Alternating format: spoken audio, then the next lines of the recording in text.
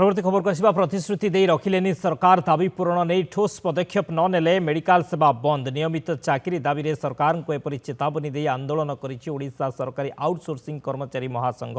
आज द्वितीय दिन में राजरास्तार गर्जन करिछि आउटसोर्सिंग कर्मचारी महासंघ। राज्य में हजार हजार आउटसोर्सिंग कर्मचारी दाबी को समर्थन कर आंदोलन स्थल में पहुंची आलोचना करिसेंति बीजेडी 4 विधायक। वरिष्ठ बीजेडी विधायक तथा पूर्वतन मंत्री अरुण कुमार साहू, पूर्वतन मंत्री तथा विधायक तुषारकांति बेहेरा, विधायक ध्रुव साहू, प्रदीप साहू पहुंची आंदोलनकारी भेटी दाबी संपर्क में बुझीथिले एवं समर्थन जणाइछन्ति। दाबी को नहीं विधानसभा राज्य सरकार को प्रश्न करिवे बोली प्रतिश्रुति दैछन्ति। महासंघ आवाहक प्रभात महांती, सभापति संजय पट्टनायक नेतृत्व में गत काली ठारू ए विक्षोभ और धारणा अनिर्दिष्ट काल जाए जारी रहिबो बोली चेतावनी दिया जाइछे।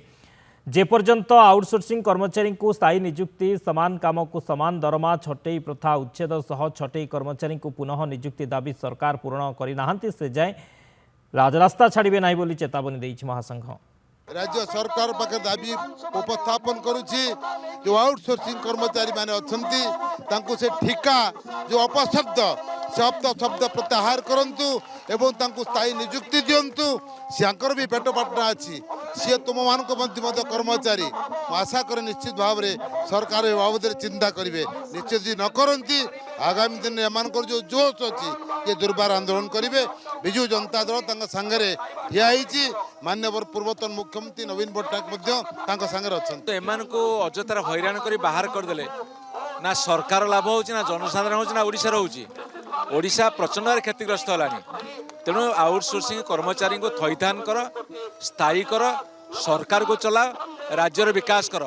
से न कले आगामी दिन में भारतीय जनता पार्टी सरकार परिणति भोग कर जो रेगुलार करवा सामाजिक सुरक्षा व्यवस्था करवा आपको आम सर्वांतकरण समर्थन करुचु एवं सरकार को बाध्य करुचु, अपील करुचु से आसतु ये कर्मचारी मानकर दाबी को शुणु।